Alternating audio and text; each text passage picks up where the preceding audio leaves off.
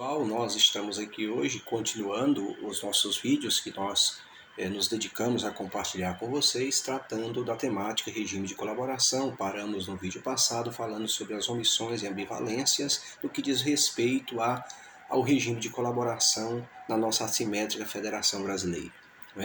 E como todos me conhecem, eu sou o professor José Filho Aires, mestre em educação, pesquisador das políticas públicas em educação, educação municipal e gestão da educação. Então vamos já iniciar tratando da temática para que o vídeo não se alongue tanto e nós possamos ter um proveito daquilo que nós iremos dialogar.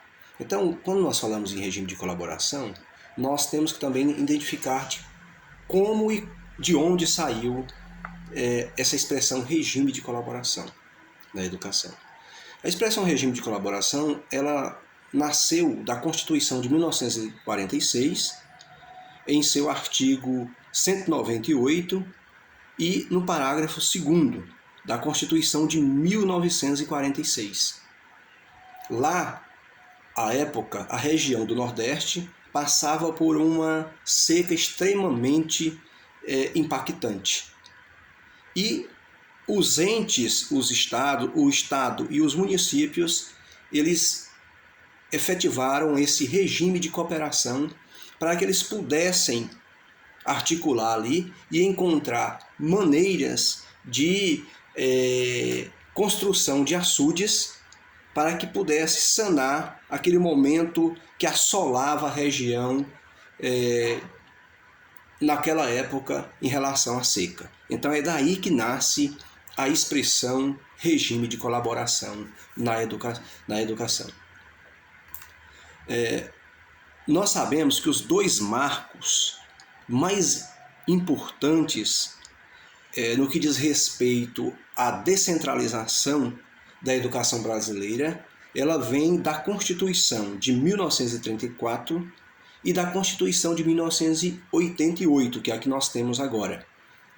A Constituição de 1934 sobre o impacto dos pioneiros da educação nova e naquele anseio de modernização do Estado democrático de direito, e da instituição do Plano Nacional de Educação, de organização dos sistemas de ensino, e depois a Constituição de 1988, que ela vem também nesse novo período de redemocratização que avançou com a instituição dos sistemas municipais de ensino, assim como nós falamos no vídeo passado, dialogando com a LDB em seu artigo 11, parágrafo único, e também da instituição do Plano Nacional de Educação como política de Estado, não como política de governo, mas como política de Estado. E nesse sentido, o Plano Nacional de Educação, ele explicita o quanto o regime de colaboração ele fundamenta as metas e a implementação das estratégias para a realização de tudo aquilo que está posto de maneira articulada, pela União, os estados, o Distrito Federal e os municípios. Além de nós entendermos, na nossa pesquisa, que no Plano Nacional de Educação 2014-2024, um plano decenal, a expressão regime de colaboração e cooperação, ela se apresenta ali nas suas metas e nas suas estratégias por 25 vezes. Portanto, considera-se que o regime de colaboração é um princípio da estruturação da educação brasileira. Então, como foi dito na aula no vídeo passado, é a grande porta para o desenvolvimento e a consolidação das outras políticas públicas em educação no campo da assimétrica Federação Brasileira. No artigo 7º do Plano Nacional de Educação, em seu parágrafo 6º, expressa lá o fortalecimento do regime de colaboração entre os estados e os municípios, dentro de uma instância permanente de negociação e de pactuação em cada estado.